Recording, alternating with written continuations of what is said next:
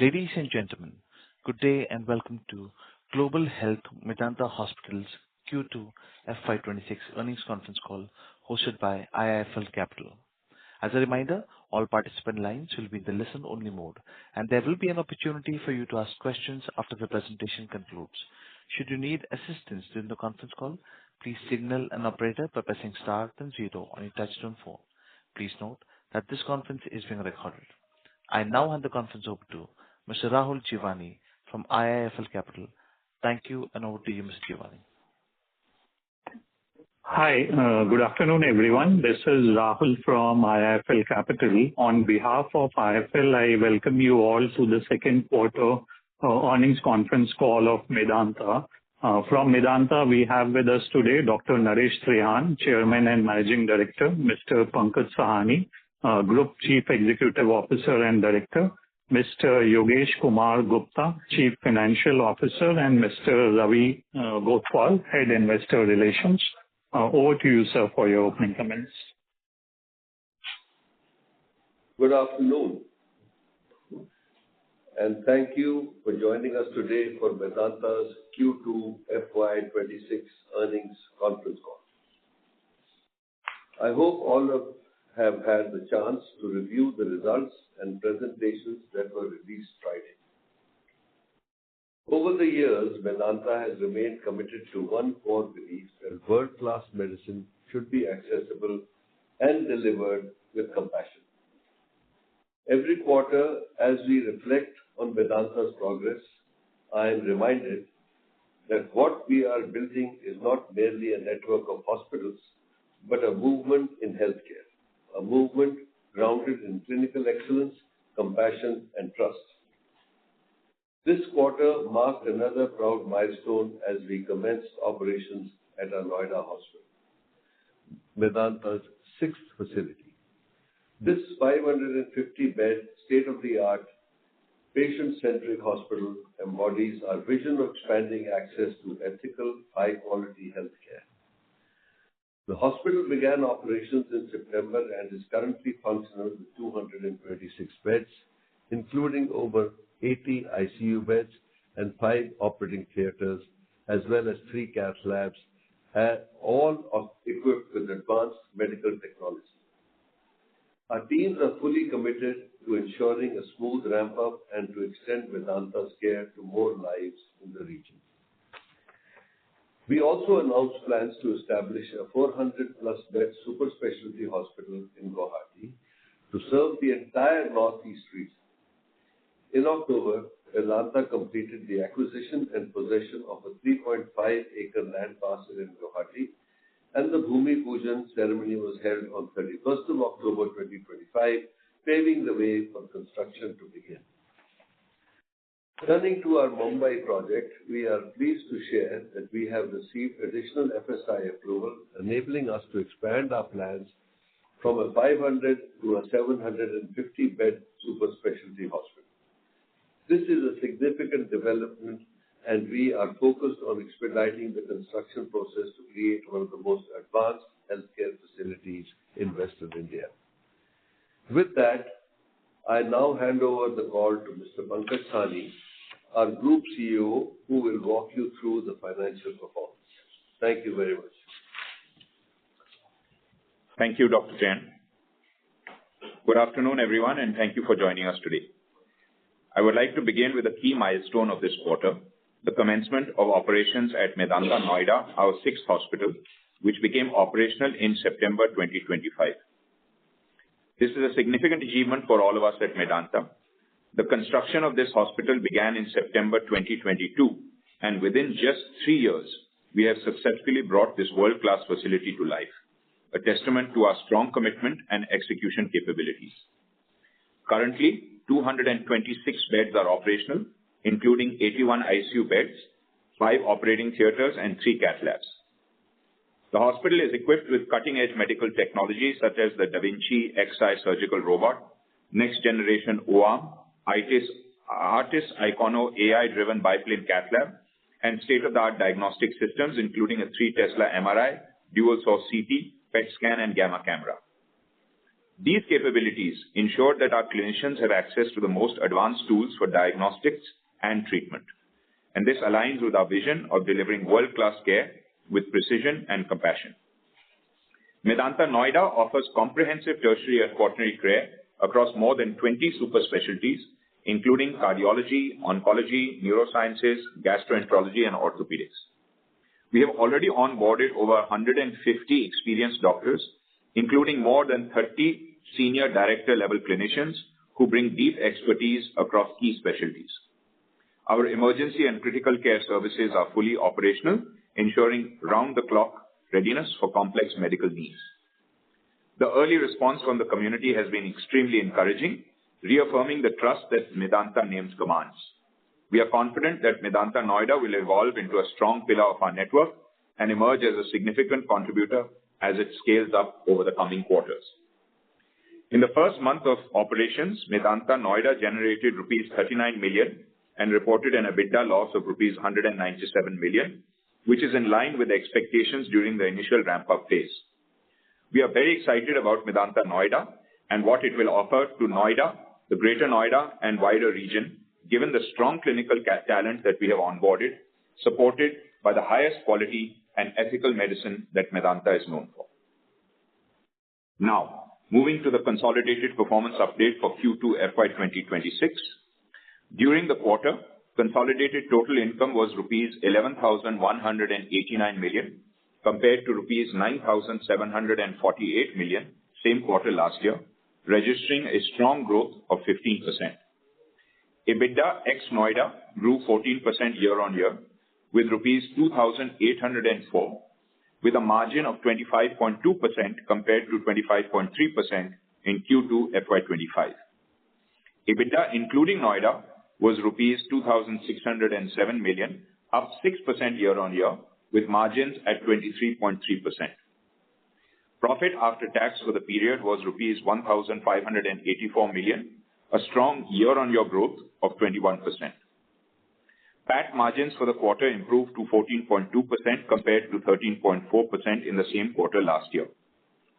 Overall, our operating cash flows for H1 FY 2026 stood at rupees 3,295 million, and CapEx was approximately rupees 4,252 million, primarily towards our Noida project and upgradation of medical equipment across the network. Our balance sheet remains extremely strong, with a net cash surplus of rupees 7,082 million at the end of September 2025. Now moving to the operational performance highlights for the quarter. Inpatient volumes during the quarter increased by 13%, and outpatient volumes increased by 15% year-on-year. Our average occupied bed days for the quarter increased by 8% year-on-year, with strong occupancy of approximately 64% on increased bed capacity.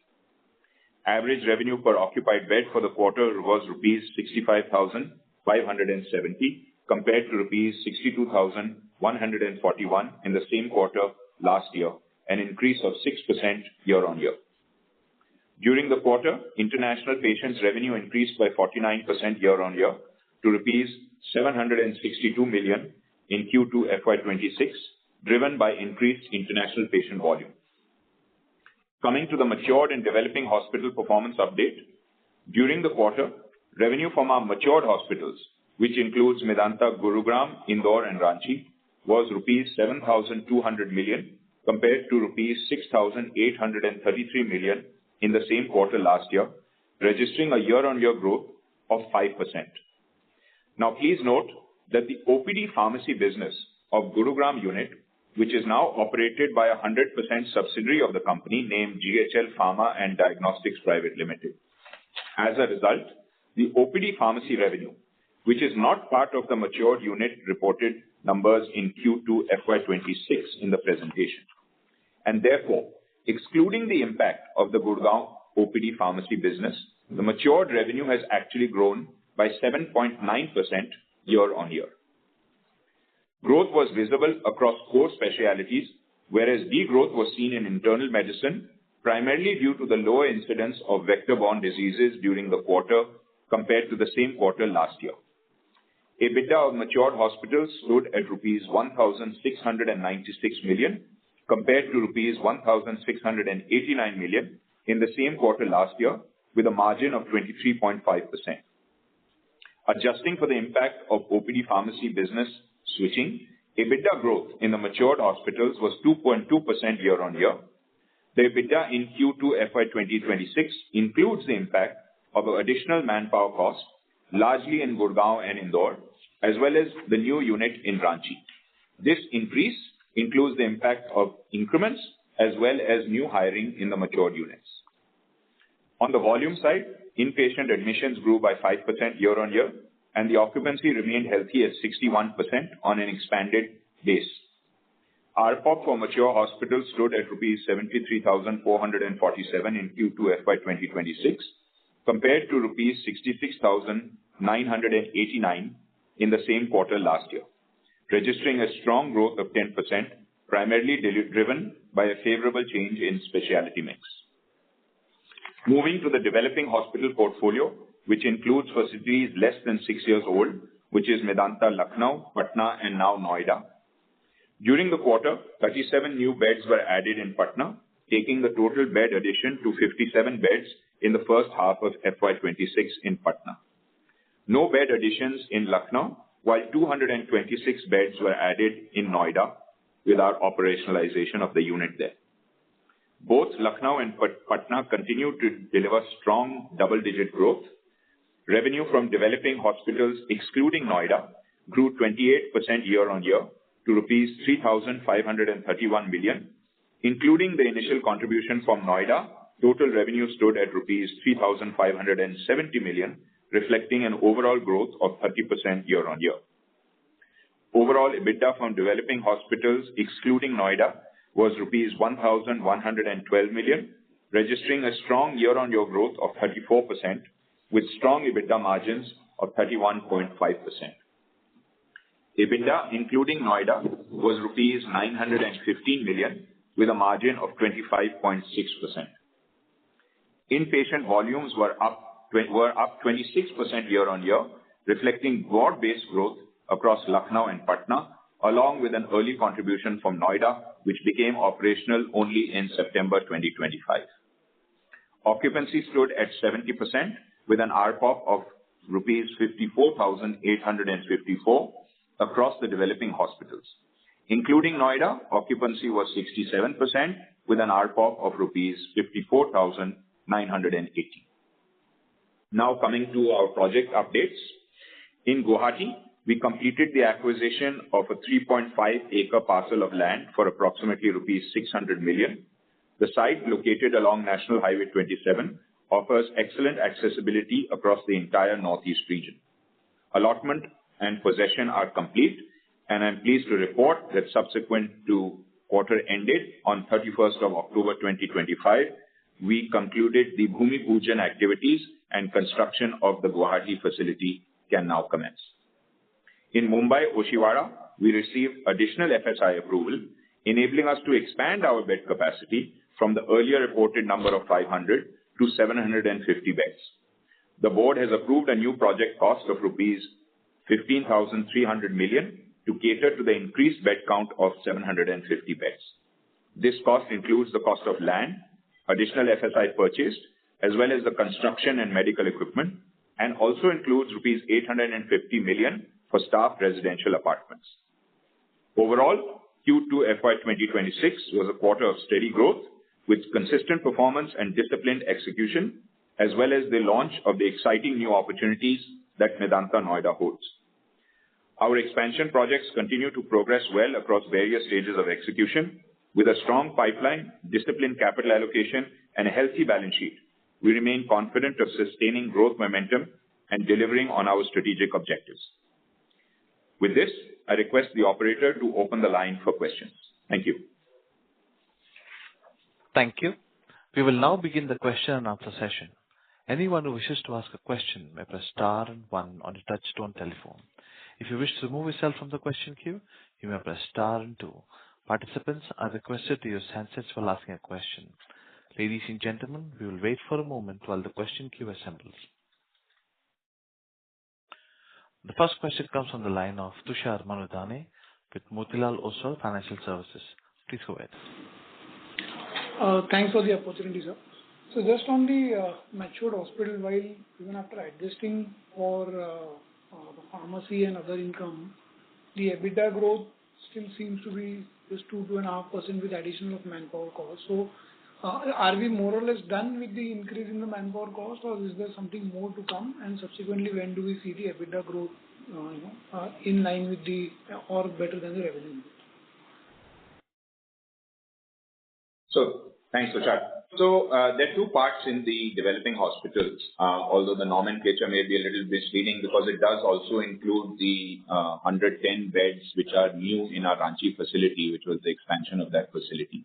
While it is part of the developing hospital group because mature hospital group because Ranchi is part of the mature group, that includes about 110 beds of new facilities. So there is some amount of expenses which go into the launching of that new facility, which we hope will stabilize as we get that facility up and running. And we are actually hiring additional manpower in Ranchi, not only for the new facility, but also to add in some of the specialties which were missing in the old facility, which was one of the reasons for taking this. So we do expect to see growth in Ranchi as the new unit grows, as well as the old unit gets additional specialties. That's point number one.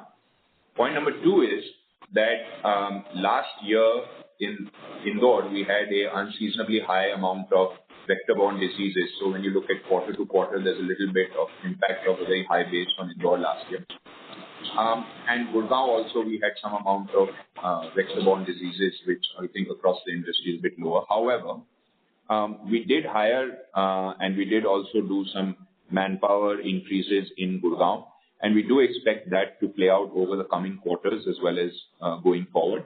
And as we look at scaling up and beefing up our core, which is part of our original strategy to strengthen the core, we will look at continuing to invest into our mature units. So we do expect to see the results of that as we go forward. And we do expect to see in the coming quarters that you will see the EBITDA growth a little bit more in tune.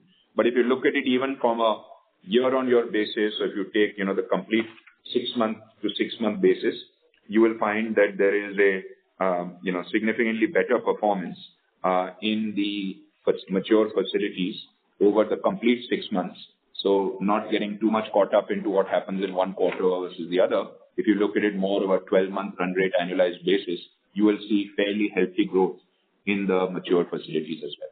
So I don't know if that answers your question, Tushar. No, that helps, sir. That helps. And secondly, on the developing hospital side, given that there has been, decent traction as far as institutional patients are concerned, but when do we see the ARPOB, further scaling up with probably the change in case mix? So, if you have to look at, because the ARPOB, Tushar, is blended for Lucknow and Patna, which is, quite different in both the cities and both the geographies. If you look at the ARPOB growth, we've had fairly strong ARPOB growth in our Patna facility. A lot of that is also the addition of, more and more complex work. So just to give an example, we've added a robot in Patna, I think when you look at it over the last year or so, and we see now robotic work picking up. We see some of our cancer work picking up there. So a lot of the cancer work, as you're aware, is on lower length of stay. So therefore, you're seeing ARPOB growth. In Lucknow, we are actually seeing also because we didn't have some of the specialties, say a year or so ago, which were maybe lower ARPOB in nature, like pediatrics, like some of the other work. So that is getting added in. But it's not a question of any kind of growth or degrowth. It's really just a question of some of the ARPOBs in Lucknow stabilizing towards what we expect to see as a more rational ARPOB from what it was in very early days. Very healthy ARPOBs there, above 65,000. Patna also almost 48,000-50,000 ARPOBs. So we see very strong ARPOBs in all these areas. But we also look at a lot of the volume-driven growth in both of these units, as you're aware. And if you look at the volume-driven growth in both of these units, we've seen very good growth in Lucknow, almost 30+% growth in inpatient volumes, similar kinds of growth numbers coming in Patna. So I think ARPOBs, as I've always maintained, is really just an outcome of some of the mathematics that gets worked out. But if you see realization strong in both units, continuing to grow, if you see volumes in both units also strong, continuing to grow. I think some amount of length of stay optimization still can be done in both the units. But like I said, I would prefer to look into how the realizations are going rather than just the ARPOBs on a standalone basis. Clarification, so Lucknow saw certain specialities which sort of, because of those specialities, there has been sort of a check as far as ARPOB growth is concerned, correct? So, when you look, Tushar, at the ARPOB growth in Lucknow, one, of course, is that, like I said, last year, some of the vector-borne diseases patients who end up staying in the ICU for longer periods of time, last quarter versus this quarter. But if you look at it across, a slightly longer period of time, you will see that growth is there in Lucknow ARPOBs as well. If you look at how we think about the growth in Lucknow, it's adding in some of the lower ARPOB specialties. That is correct. Pediatrics has just started. We will continue to scale that department up. And if you remember several calls back, we talked about adding in some of the longer tail specialties in Lucknow. So those have come in. And I would say that compared to what you may have seen, let's say about maybe 12 to 18 months ago of ARPOBs in Lucknow, these are more stabilized set of ARPOBs in Lucknow, in this kind of 65,000 range. Got it, sir. And lastly, as far as Guwahati is concerned, is there any sort of guidelines to have the way we have in case of, say, Patna, in terms of certain beds allocated for institutional patients, or this is more like entirely we can use it for private patients? No, we can use, there are no guidelines or restrictions in any of the beds in Guwahati. This is, part of the Advantage Assam 2.0 investment project that the government of Assam has done. So there are no restrictions whatsoever on any of the beds in Guwahati.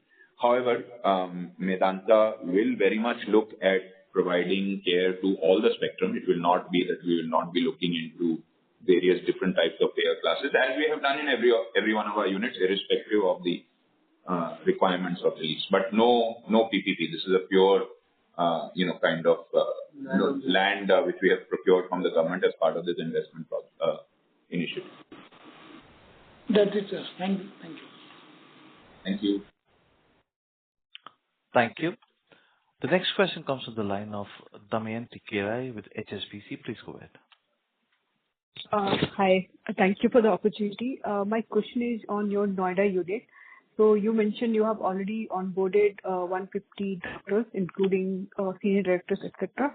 So are you broadly set in terms of having the required medical team which you intend to put up there? And does 2Q operational cost largely reflect the Noida unit cost largely? And how do you see that panning out in, say, 3Q or 4Q?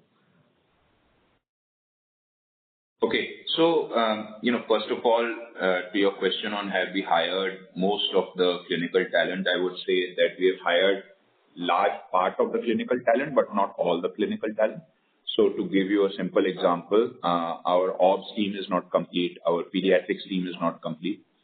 That being said, I think because Noida, we will get, one complete tower in one shot. I think in Noida, compared to some of the other units, especially most recently Patna, where the hiring was a little bit more staggered. In Noida, I think a lot of the doctors have come in, sooner within the first month itself. In Patna, you saw them coming in over a period of 6 to 12 months. In Noida, I would say a majority of the senior clinicians have come in on board in the first month itself. And that is part of the reason why you're looking at some of that cost. Now, obviously, that is a huge opportunity for us, and we're very excited about that. And to be very frank, it's also an indication that there is a very huge excitement of senior and established clinical faculty to join us. So everybody is raring to go. We are hoping that the official inauguration will happen in the coming weeks. It's been just about a month or so that the hospital has been open. We are still actually building out the rest of the beds. So 220 beds or so are there as of September. We have added in some more beds. So as on date, we are sitting on approximately 300 beds. But we intend to continue this build out without stopping over the next few months. So I do believe that some amount of costs will continue to come in as we'll hire in more doctors, more nurses, maybe not too many senior directors because that we have mostly filled out. But you'll of course need manpower to fill out all the beds. So we're very excited actually about Noida as an opportunity and very excited with the response that we get in. And hopefully we will have a grand inauguration soon. As far as the costs for Q3 and Q4 coming in, I would say that, we do have costs which will get added in there. We will also, of course, have revenues that will get built up into that. I don't know exactly how that will play out, but our perspective is that, what we've been able to do is bring in the firepower that now enables us to get running. So as soon as we get we only have 5 operation rooms in active right now. Another 9 to 10 are coming on board in the next few weeks. So as we get all this ready to go, we are quite excited about getting, this unit moving. And so far the response has been very good. Okay. So in view of, great start for Noida unit and then largely, your team is now in place. Do you think Noida can achieve cost break even within 12 months of operations, or it can be sooner? So, as we said in many of our last earnings calls, Medanta has a good track record of achieving operational break even in what may be considered extremely short periods of time. But that's not how we think about it. That may be, an outcome. We may have been fortunate. We actually look at investing in the right resources and right infrastructure and right talent to build out for the long run. Whether that will break even in 6 months, 9 months, 12 months, I would not like to, project out into the future. All I can say is that we remain very excited about it. I see no reason to worry about any of how this will play out. But, I don't want to guess on which month it will break even. I think let time tell that. Okay. And my last question is, in NCR market, obviously for Noida, you said doctors are really excited, and that's why you saw most of hiring happened in first month itself, most of joining, etc. But when we look at, say, overall NCR market, what kind of competition you are seeing on the talent hiring part, especially from some of your larger peers?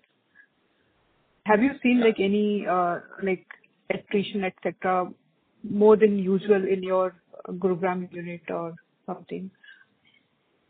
No, we have not seen any attrition in our Gurugram unit in the last many quarters. I think at least 4 to 6 quarters or at any of the senior positions of the heads of department or heads of department -1. Of course, at the junior level, there remains a certain amount of churn. But we have seen almost no significant attrition in the last, I would say, I think at least 4 quarters, if not 6 quarters. That being said, I maintained in past calls that, the competition and the ability to attract and retain high quality and high ethical, more importantly, clinical talent, especially in the kind of full-time model that we have, will remain a challenge. And it is not only in NCR. I think this challenge will remain in most of the major markets.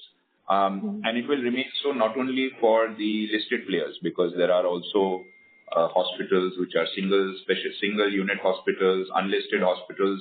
All of them are growing. All of them are investing in scaling up the bed count from charitable hospitals to unlisted private hospitals to the listed players and indeed even the government hospitals. So I do feel that access to clinical talent will remain one of the key elements and key things to focus on for all the players in the industry.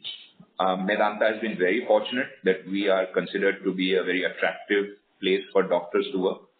And we've seen that with the Noida hiring, and so far, no attrition. In fact, no attrition even in Lucknow or Patna that I can actually think of at these levels. So the only thing that happened is that one of our doctors from Patna has actually moved into one of our department heads from Patna has moved to Noida. So we've done some jugglery around the units, but we haven't seen any major changes in the headcount. Sure. Thank you for your response. I'll get back in the queue. Sure. Thank you. A reminder to all the participants that you may press star and 1 to ask a question. Next question comes from the line of Dhananjay Bagrodia with Alchemy. Please go ahead.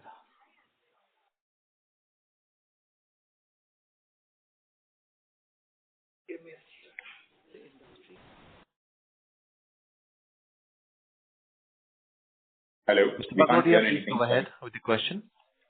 Could you hear me? No, can you just come in the range? Can you hear me now? Yes, please go ahead. So this is more a broad-based question. How are we seeing ARPOB for the industry? Are we seeing saturation levels? Do we see that continued going ahead? Any thoughts on that? So I think, there's a lot of nuances to this question. If you look at, first of all, ARPOBs are very different. First of all, important to understand ARPOB is a derived metric, right? It's a function of realization and length of stay. If you look at Medanta's length of stay, it's probably amongst the lowest in the industry for institutions of this caliber and complexity of work that we do, around 3.06 days. However, if you look at ARPOBs, as is commonly studied, it's very much a function of the cities where the hospitals are. So as hospitals expand, and you want to see that across various listed players, as hospitals expand into markets which may not be in the metro cities or may not be a Delhi, Mumbai kind of market, you will see different markets. Obviously, a Patna ARPOB or a Ranchi ARPOB will be different from a Delhi ARPOB or a Mumbai ARPOB. In our case, we move into, say, a Mumbai market, you may see ARPOBs increase because Mumbai ARPOBs are typically higher even than Delhi. Delhi ARPOBs tend to be a little bit higher than, say, Gurgaon or Noida. So it's very much a function of where your hospitals are. And I think that is how we see it across the group. So what you see as reported is a blended ARPOB, and therefore it depends on where you're operating. South maybe has a different kind of an ARPOB. So I think you have to study it slightly more granularly than just looking at it on an overall basis. That being said, I think the overall growth in ARPOB, which till a few years ago a lot of it was linked to post-COVID, very aggressive realizations, I think you see is tapering out. You see ARPOB growths across the players now, maybe middle to high single digits, in some cases, maybe early double digits. And a lot of that is actually increasing complexity of work. Some of that is increasing complexity of work in terms of, say, robotic surgery versus non-robotic surgery. Some of it is in terms of, increasing pharmaceutical costs, like things like immunotherapy and other expensive treatments in say, cancer. There has recently been a revision of the central government rates also, which will play out as we move forward. I don't know if hopefully that would have an increase as well, because those rate revisions are happening after a long period of time. So I think you have to study it more granularly. I don't think that there's one answer to that. Sure. And so follow-up, you had mentioned in your answer right now that something like robotics has an impact on ARPOB. I just want to understand now with even international players talking about how robotics has started coming in operational surgeries, wouldn't that over the longer term actually reduce prices, because the robot can now be used for 24 hours, cost like that, or is that naive thinking, just to understand? No, I mean, there is a certain amount of consumable cost for operating a robot in every case, right? The instrumentation, the items which get used in the surgery actually have a cost. So it is not that because you're using a robot for more period of time, it's cheaper. And it's not like the robot is doing the surgery without the surgeon. There is still all the other costs associated with the surgery. So I don't think necessarily that's true. But robotics is only one part of it, right? There is also cost of the pharmaceuticals. There is also cost of advanced procedures like CAR T-cell therapy. There is also cost of increasing, antibiotic resistance and therefore need to put in higher levels of antibiotics. So there's all kinds of things that are going on. It's not, kind of a one-size-fits-all kind of a simplistic answer that I can give you. Sure. So, sir, just last question. So going ahead then for most of the players, let's assume ARPOB is a single digit number. Higher level of growth will just be now bed additions. Is that fair? No, sorry. Could you repeat? Are you asking that in Medanta has the growth come more from bed additions? No. I'm saying going ahead, let's assume if ARPOB for most, maybe if you don't answer for you, but for the industry, if ARPOB is, as we said, going in the single digit level, so then now most of the growth will just be coming from bed growth. Is that the right way to look at it now going ahead? No, that is not true. You can generate volume growth without bed growth, as we have done very successfully in many of our units. Bed growth alone doesn't volume growth. Volume growth means different kinds of procedures. You can actually generate more efficient operations. If you study Medanta as a group, our ARPOBs have been falling. Our ALOS has been falling consistently over last several years. So you can get more efficient about getting patients home sooner, which is always a good thing. So there are many different ways to generate growth. Of course, basics of volume and realization is one part. But you can generate volume growth without bed growth as well. It's not necessary that you need new beds. And by the way, you can also generate bed growth without new hospitals by optimizing how you are actually putting up beds, how you actually have them utilized. So lots of things can be done. Thank you. Mr. Bagrodia, please rejoin the queue for more questions. A reminder to all the participants that you may press star and 1 to ask a question. Next question comes from the line of Rahul Jeewani with IIFL Capital. Please go ahead. Yeah, thanks for taking my question. Sir, you indicated that the Lucknow hospital saw 30% IP volume growth during the quarter. So can you comment in terms of what has led to such strong volume growth for the Lucknow hospital, given that this year we haven't added any incremental beds at Lucknow apart from, let's say, 50-60 beds which we had added last year. And if you can also comment in terms of how has the occupancies been at the Lucknow hospital? Yeah, so I think in the quarter, if I look at the occupancy in Lucknow, it's been upwards of 65%, I think around 67% or so. And, this growth, one is that, we study only one quarter and another quarter. However, I think that you have to take a little bit broader view. So we have seen very strong growth in Lucknow. And that growth has come in from many of the actions that we've been taking over the last, maybe 12 months or so. You just are looking at a snapshot period in time.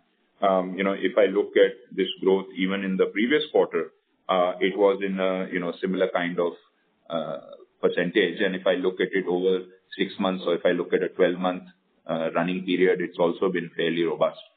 So I don't think that this is anything very unique that has something special has happened only in Q2. It is a combination of the clinical talent that we added in over the last 12 months or so. It is a combination of our increasing beds. We started out with about 400-500 beds. We scaled that up to about 700 beds.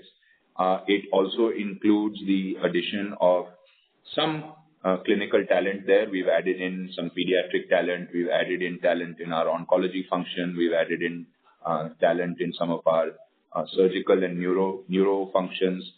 Even subsequent to quarter end, we've added clinical talent in our neurosurgery department, and we will continue to add in clinical talent in the coming months. So we added in a very senior cardiologist, I think, about 6 months or so ago.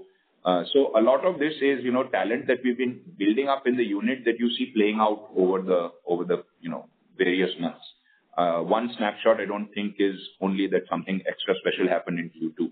It is the ongoing investment in that unit, which will continue. We still have more beds to go in that unit. And we'll be adding in, maybe 1 or 2 more specialties as well. We will be building out a comprehensive rehabilitation center there as well. Sure, sir. And in terms of competitive intensity in the Lucknow market, so let's say the kind of competitive intensity which you were facing from some of your peers 12 to 18 months back, have we seen some let up there, which is also helping us to drive this strong volume growth? So, I don't know if let up is the right word, or even what happened 12 to 18 months ago was driven purely by competitive intensity. I think that we have definitely not seen any significant impact in terms of any clinical attrition, no significant dip in, patient volumes or any kind of feedback from the patient community that they are preferring to go to, another hospital versus Medanta. And I think that maybe last 3-4 quarters or more, we have seen, everything, firing on all cylinders. So I haven't seen any change actually in anything that's been happening there in the last several months. So no real impact of this. I'm sure that competitive intensity exists. I'm sure it will remain. But we haven't seen any difference anyway. Oh, sure, sir. My second question is with respect to the Noida hospital. So by when do you expect the insurance empanelments to get completed for the Noida hospital? So we are working very closely with all the insurance providers. I'm hoping that they will be able to move a little bit faster than they have so far. We have good, strong relationships with all of these people, and we hope within days and weeks we'll be able to get this closed. But we are waiting for them to get a little bit faster to their responsiveness. Let's hope that plays out quickly. Sure. So by end of the year, do you think that most of the empanelments for the Noida hospital should be largely done? I hope so. I hope it's done sooner than that. Okay, sure, sir. And sir, last question before I join back the queue. You talked about the benefit on the CGHS business. Now, if I see from your presentation, our CGHS revenue contribution is around 11-12% of overall revenue. So what kind of a price increase, let's say on a blended basis, the price increase which you are expecting on the CGHS portfolio to play out from FY27, and what could be the quantum of margin benefit as well to us? So, that's a very nuanced answer to that question. So I don't have a number to give you. I'm not even sure whether yet we have, done the complete calculation on that yet. What we have seen is that the CGHS authorities have seen fit to increase the rates after several years. Keep in mind that this currently applies only to CGHS, not ECHS.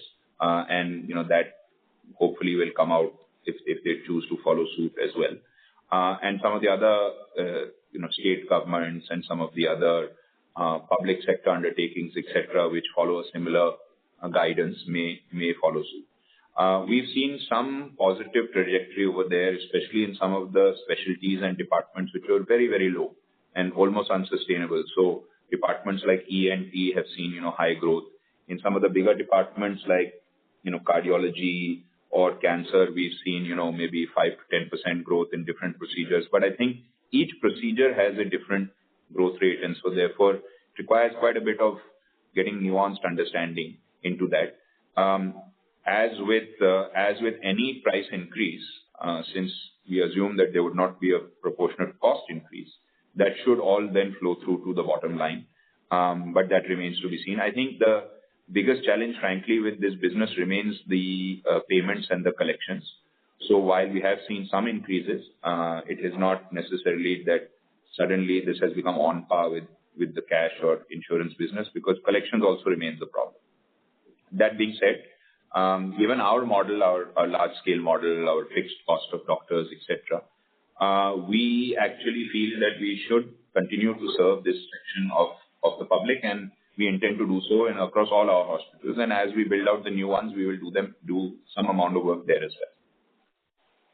Sure, sir. So what is our pure, let's say, CGHS revenue contribution apart from, let's say, ECHS? I'm sorry? So you said obviously 11-12% is including both CGHS and ECHS. So what is the contribution just from the CGHS business? I don't know, Yogesh, if we know that off the top of our head, but I would say more than 50% would be CGHS. 50 maybe.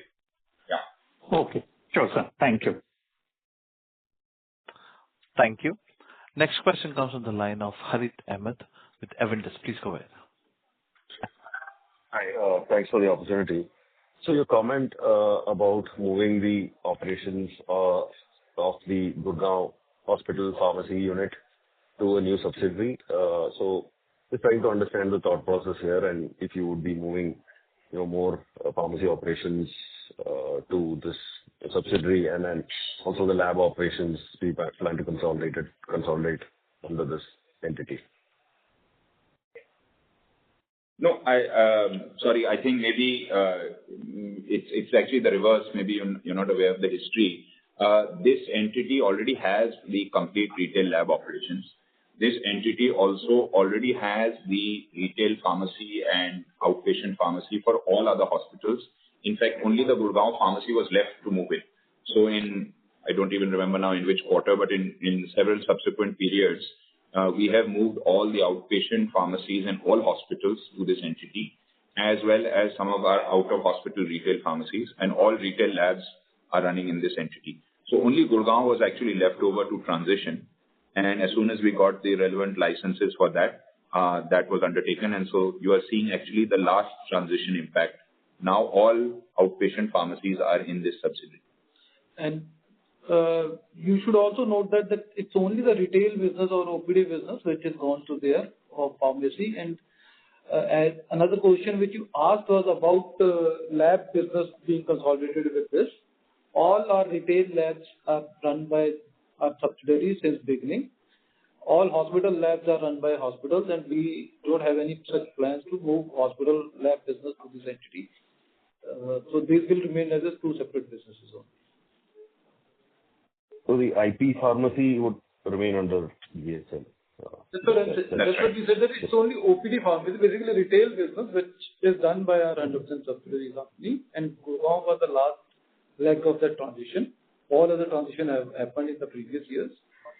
Retail labs was always part of this retail company only, which they will continue to do. Hospital labs are part of the hospital business, and this company doesn't do any part of the hospital business. Okay, got it. And if you can give an update on the additional 110 beds that we have commissioned in Ranchi, that'll be helpful. Sorry, what kind of update were you looking for? How ramp up has progressed and so in that hospital. Yeah, so just to give you a sense, in Ranchi, our volumes have grown on an annualized basis somewhere around 15% year on year. The new facility is still getting its various empanelments done. So we expect that as that gets done, we expect to see some amount of growth there. Once we get the empanelments done, we will optimize the specialty mix across both the physical sites, although we will continue to run these as one campus. I think the thing that has not yet happened, which we are looking into and do intend to do, is to add in the oncology services into our Ranchi campus, which were thus far missing. So I think that is still pending. And as soon as we get the specialties aligned across the two facilities, we will be adding in the oncology services. Okay, and last one, on the ongoing projects at South Delhi and Pitampura, if you can give an update on the progress and also any comment on the timelines that we should expect for the 4 new projects. I understand these are beyond FY27, but how should we think about the commissioning timelines, FY28 or FY29? Some color would be useful. Yeah. So if you look at let me first go to our Delhi projects. So in our South Delhi and Pitampura projects, we have commenced the digging activities in our South Delhi project. Pitampura project, we have submitted our plans for approval, and as soon as those get approved, we will be commencing all our various construction activities. Both those projects are moving well. Mumbai also moving well. I mentioned in earlier comments that we have been able to obtain additional beds, so that's excellent news. We now can put up a 750-bed hospital in Oshiwara as opposed to a 500-bed hospital. And we have also will be looking to get now the approval for starting the construction activities there, but we've just recently paid off and acquired the additional FSI, etc. there. Guwahati, like I said, we've just done the Bhumi Pujan on 31st of October. We have possession of the land. We have paid out for that land, and now drawings, etc. will be built for these. All the hospitals are typically about 3 years away, I would say. Noida we built in 3 years from starting construction till now. But any hospital typically takes 3 to 4 years, so I don't have an exact date what will come in 28, 29 like that, but it'll take about 3 to 4 years to build out all of them. Got it. Thanks, Pankaj. I'll get back with you. Thank you. Next question comes from the line of Amit Tawani with Clear Blue Capital. Please go ahead. Hi. Thank you for taking my question. Can you tell me what the impact of the CGHS revision is on our revenue? So, I'm not sure if you heard my answer to the earlier question, but I did answer that earlier when there was another speaker who had asked. We don't know this right now because it's quite a nuanced analysis and quite a nuanced expectation of how this will play out. So as of date, I don't have a number to give you, as I mentioned to the earlier speaker.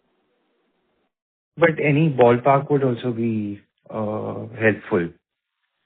I'm sure. However, we don't like to speculate, so I'd rather prefer to give you facts rather than ballpark speculations. So I don't have that number. Okay. My second question is on the insurance revisions. Typically, we are seeing some kind of a tussle between hospitals and insurers on the revisions. So what is the current scenario? Are we done with our revisions for the next 2 years, maybe? Yes and no. Again, requires a little bit more nuanced answer. See, we have different units and we have different insurance companies, and each of them have different contracts with different durations. So, for example, we may have done with one particular insurance company a renewal last year, which is valid for 2 years. So therefore, we are not due for that. Some are coming up in the next several months for renewal. Some may already have passed. So there's no one answer for that. What I would say is that currently, with the exception of Noida and our new facility in Ranchi, all Medanta units are impaneled with all insurance companies for cashless treatment. Okay. Yeah. Actually, that was the question I was asking. Yeah. My last question is, you alluded to some kind of payment issues when it comes to CGHS. Can you just elaborate on that? And what kind of debtor days are we seeing today in CGHS and in non-CGHS government business? The overall basis, our debtor days remains about 80 to 90 days of our credit business. But in CGHS and ECHS, in this government business, average credit realization happens somewhere between 7-8 months. Okay. Sometimes it goes to 9 months plus period also, depending upon how they are playing out. It's again like CGHS has moved on to a new portal now. That new portal will take some time to stabilize. We expect that with the new CGHS thing coming up, new prices, some delay will happen, some kind of a working capital investment will be required. So again, answer to your question is that it takes 6 months, 7 months, sometimes 9 months to realize from CGHS or ECHS. But is that also applicable to ERISA and the PSU business? No, PSU business are much faster. They don't follow that longer period, but specifically CGHS, ECHS takes longer. Oh, okay. Thank you so much. Thank you. Next question comes from the line of Tushar Manudhane with Motilal Oswal Financial Services. Please go ahead.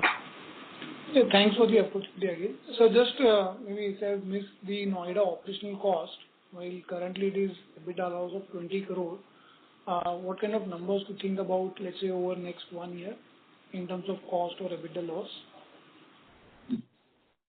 Tushar, you are asking me to gaze into the future, which I am always tentative and hesitant to do. So I don't have a number to give you. You have followed us for some time and seen that we've had a reasonably good record of being able to deliver consistent and strong growth in reasonably short periods of time. I do not want to comment, as I mentioned to another speaker, that we would break even in this month or that month. But we are very excited about this opportunity. And with the kind of talent and, responsiveness which we are getting, I think that as this unit opens up fully, as we get our inauguration done, we do hope to see a good response. I don't know what that means for next month or the month after that, but I think in, the next, let's say, 12 to 18 months, we should see, a good kind of performance coming out of here from our quality of work, which we're doing in terms of complex work, as well as on the financial side. We have everything there is state of the art. It is not like it is anything less than the kind of clinical talent, the kind of equipment. We've already, most hospitals, day one, you don't open with a Da Vinci robot, right? We've already got all of this stuff there. The radiation oncology machine in Lucknow, we brought in, I think, after 3 to 4 years of operation. We've already got that on site. It's getting installed now. So I think we are fairly gung-ho on this opportunity and fairly gung-ho in terms of putting in whatever it takes to deliver a complete solution.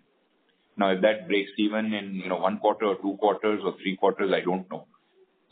But we are not holding back in terms of investing into the unit. Got it. Thanks. Thank you. Next question comes from the line of Sunny Dia with Unicorn Assets. Please go ahead. Hi, so my question is more on the EBITDA margin side. When we see the difference between the mature versus our developing hospitals, what we see a trend has been that as soon as we launch a new facility, likely a large facility like we are launching Noida right now and expanding our existing Ranchi here, other hospitals. So what we see is there is a certain kind of, say, depressedness in the EBITDA margins that we see for shorter periods. And eventually our EBITDA margins more align with the long-term trajectory. So do you think that's what the company is going through right now, this quarter, maybe even next quarter as well? I mean, I'm not sure what EBITDA margins you have been analyzing over the various units. What I can tell you is that if you go back in history, in the first year of operations, Lucknow delivered somewhere around 15% EBITDA, if I remember correctly. Patna delivered somewhere around an 8%, I think, if I'm not mistaken. So, different units play out differently. I think Gurgaon took about 18 months way back when to break even. So different units behave slightly differently, right? It's difficult to tell exactly how Noida will behave. But obviously, any unit starts up, there's some incremental initial costs that come in. I think also, if you really look at the way we categorize our developing hospitals, Lucknow has just completed 6 years. So we'll probably, as per this definition, maybe from next financial year onwards, kind of move into what may be considered to be the mature hospital phase. But I think these are just nomenclatures that, are there in investor presentations and talks. I think if you really look at each unit slightly more individually, you will find that, all of them continue to perform extremely well, especially in context to their individual location and situation.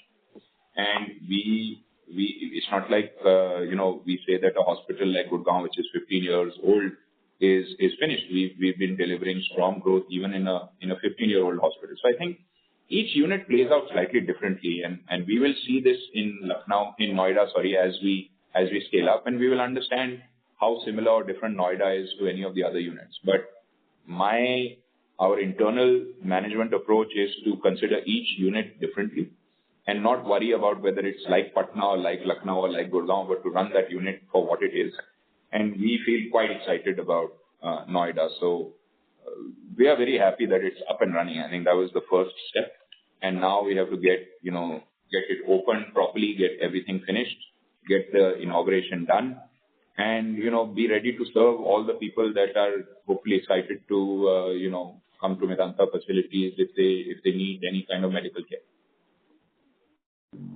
Yeah, I understand. And just on the follow-up for the same question, so I heard you saying that, when we look at the Lucknow versus Noida, we are on the way all through going in terms of technology and all the machines that we need from start in the Noida facility. So my question is more on the approach the management is taking when it comes to Noida versus how we have been doing in the past when it comes to, say, Lucknow, Ranchi, or Patna. So how different is our approach when it comes to Noida this time? I think the main thing is that, Noida is very much part of the Delhi NCR market. Obviously, we are a fairly well-known and important player in the NCR market with our presence in Gurgaon for so long. Noida, we have, kind of falls in that same territory, and therefore we have a lot of patients from this area, and we have a lot of brand recall in this area. There's also maybe a little bit more familiarity, easier potential availability of clinical talent in the NCR market.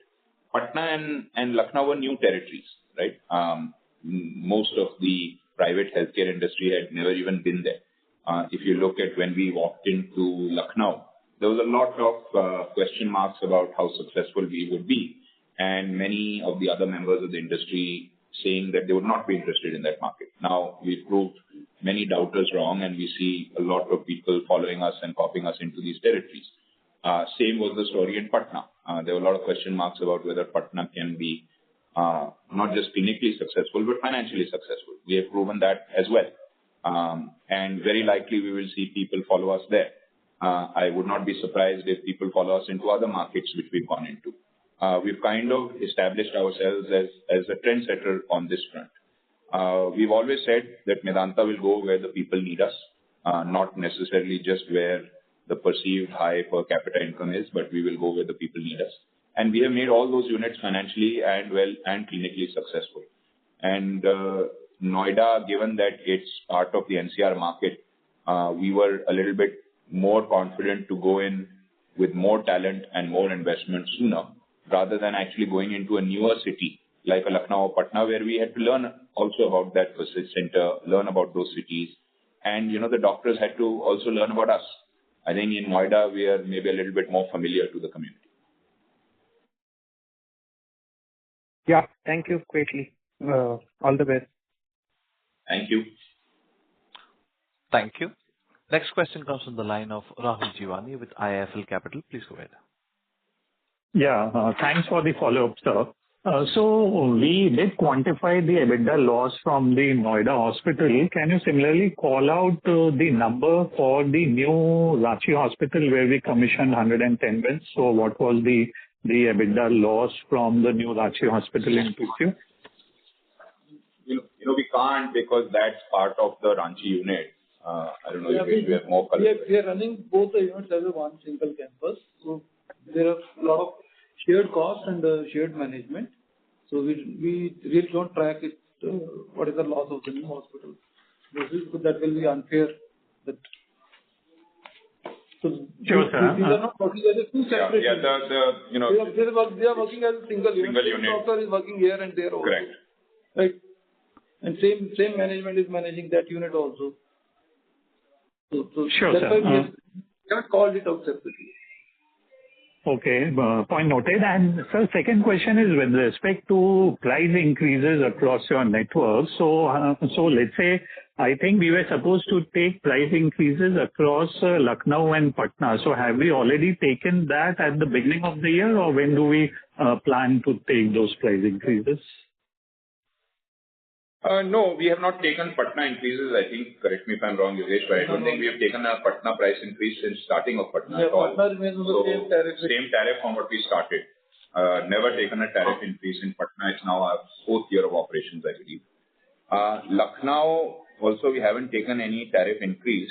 We have taken some nominal, so nothing this quarter that to call out. I think maybe last quarter, or even I think at the start of the calendar year, we had mentioned that we would be taking nominal increases in Lucknow and Gurgaon. And those, I think, have mostly already been taken before the quarter. I don't think there was any major increase this quarter, if I'm not mistaken. Maybe Lucknow, maybe some in Lucknow. Somewhere in this quarter. Yeah. But it would be hardly few percentage points increases. Sure, sir. And does the PPP agreement in Patna stop us from taking price increases, or because you said you haven't taken price increases in that market for 4 years now? No, there are no constraints on taking any price increases for the non-PPP part of the business, which is currently about 75%-80%, but 25% is reserved for PPP. So no constraints on the remaining 75. Frankly speaking, we have not taken price increases because the unit is doing so well. And we've always been an organization that wanted to be conservative on how much we charge to patients.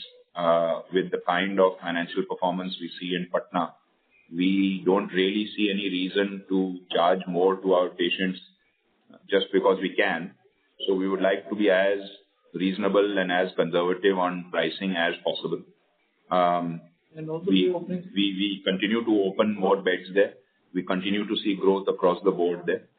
So, what is the need to just, blanketly take a price increase because you have to? So that's our philosophy and our approach, and I think well stated for many years. But as and when we feel that, there are some inflationary impacts to manage in Patna, we will look at that as well. Sure, sir. Thanks for answering my questions. Thank you. Ladies and gentlemen, as there are no further questions, we have reached the end of question and answer session. I would now like to hand the conference over to the management for closing comments. Thank you, everyone, for your questions and for joining us today. Please feel free to reach out to our investor relations team in case you have any questions that remain unanswered. And we look forward to speaking with you and meeting many of you soon. Thank you. Thank you. On behalf of IIFL Capital, that concludes this conference. Thank you for joining us. You may now disconnect your lines.